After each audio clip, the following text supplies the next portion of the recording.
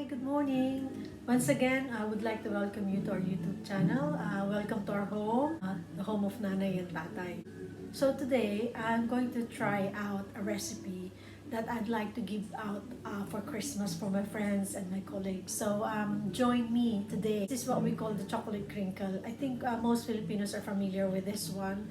And this is my version of this chocolate crinkles. During Christmas, I'd like to give away presents, same with everyone else. For me, I'd rather like to give something that I made myself. And that's what I've been doing for quite a long time now. I know it's easier to buy a present, and I don't mind if you want to buy a present because that's you. But for me, I'd like to prepare it myself. So join me. I hope you'll get an idea of something easy to make, but it is made with lots of love. Here are the ingredients that I'm going to use. 2 cups of flour, which I've already put in this container. I have eggs, espresso, sugar, salt, baking powder, oil. So, pasensya na kayo if you think na yung oil ko is dirty. Hindi po siya dirty. Diyan ko po kasi measure the chocolate powder. Diyan ko po siya unang inilagay. For some reason, I don't know, nilipat ko siya. Pero the same container din naman. Pero I don't want to waste that goodness in that chocolate powder. So, ko na lang nilagay yung oil. So, of course, kailangan din natin ng vanilla. This chocolate crinkles is not for someone who's dieting. But anyway, it's Christmas. So, why not indulge for a few days and then do the exercises after. Keep watching, guys, while we go through the process. Let's start. So, I've already put the sugar in here.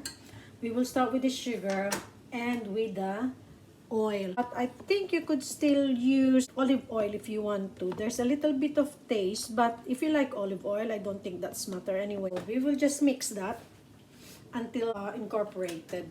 So there you go, guys. I've already mixed it for 1.5 to 2 minutes, and I scrape in between.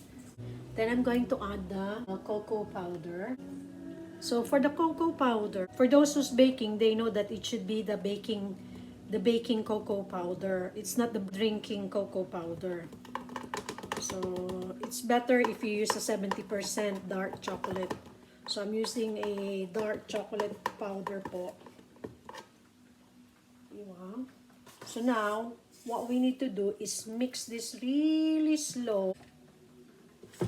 We want it all in that container. So we'll start again. Very slowly. So here you go.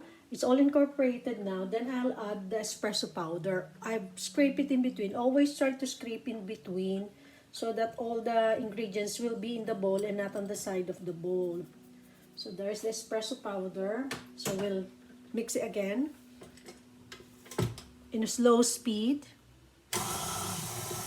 It's really chocolatey, guys, na kasi because of that espresso, so it wakes up the flavor and the scent of that chocolate. So now I'm going to add the egg one at a time. So I'll come back to you once I've incorporated everything, yeah? There you are. So we are on the last egg now.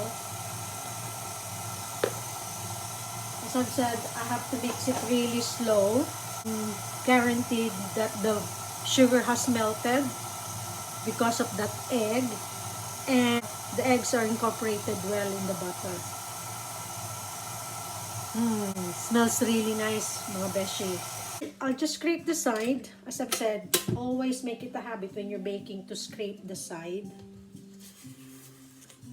Sometimes some of the ingredients are on the side and it's not mixing or incorporating well because it just stays there.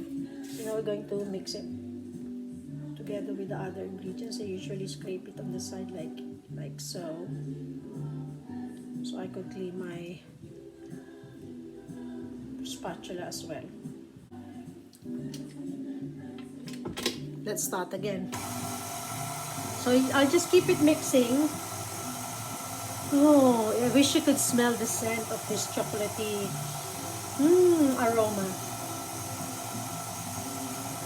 So naging liquidy na siya. Yan. That's the texture that we want.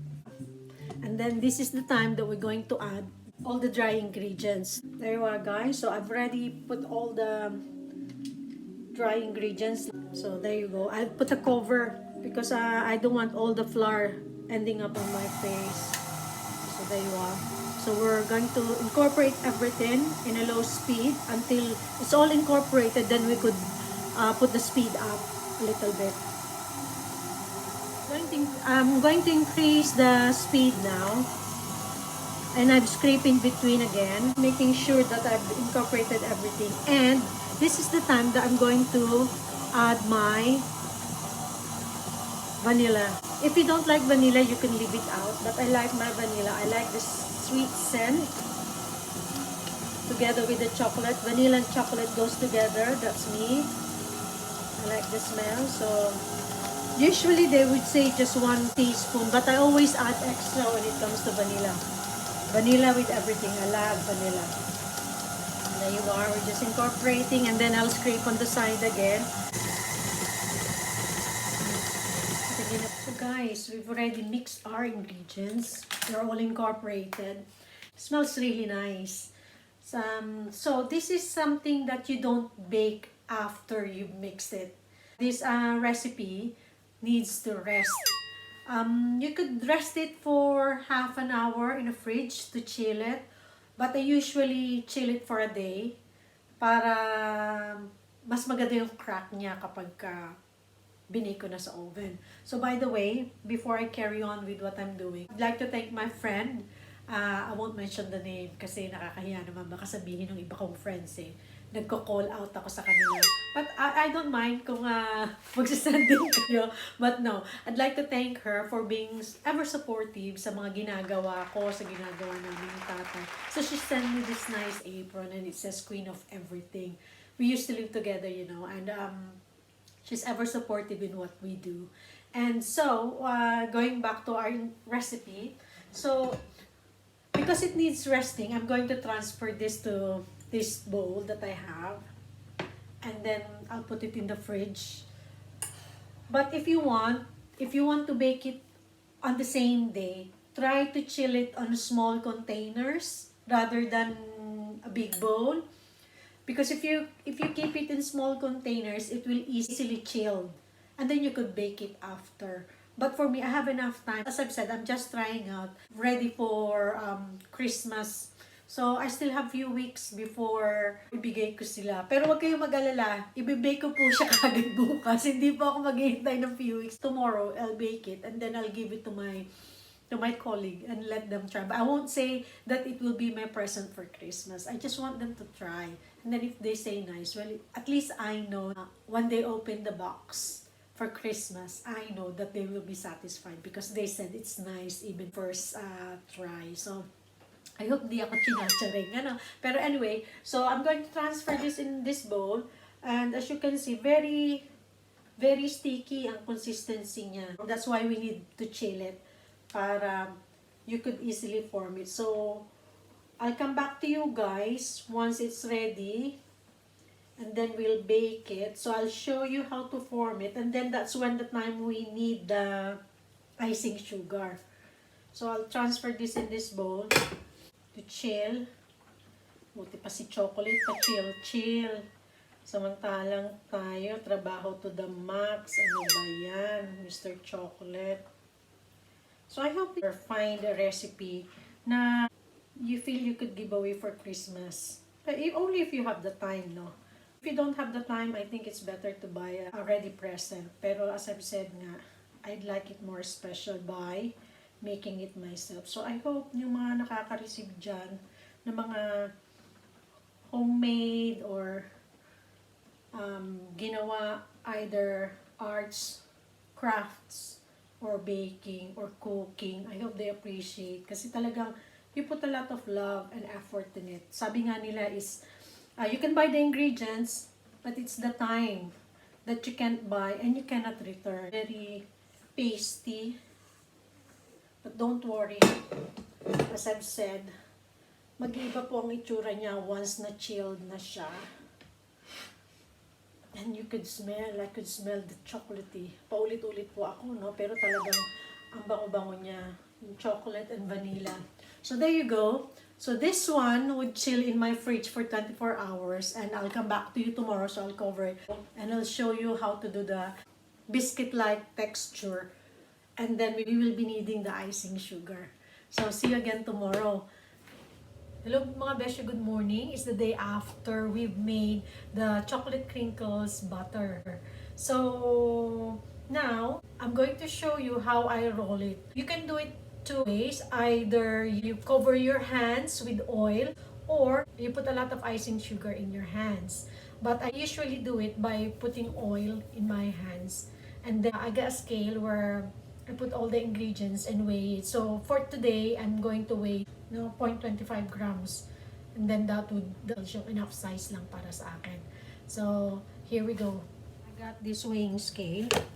I got this icing sugar. I got oil. And the butter that's we chilled from yesterday. So I'm just going to prepare my weighing scale. Make sure it's on 0. And then I oil my hands. And I use ice cream scoop. It's very sticky talaga mga beshi. So, the struggle is real. So, talagang made with love itong chocolate crinkles na to. So, kulang siya. Tinimbang siya, ngunit kulang. Dagdagan natin. Kailangan siyang maging 25 para pantay-pantay, para walang lamangan. Baka mamaya sabihin ng mga kaibigan ko, bakit sa kanya malalaki, bakit sa akin ang liliit? So, kailangan pantay-pantay.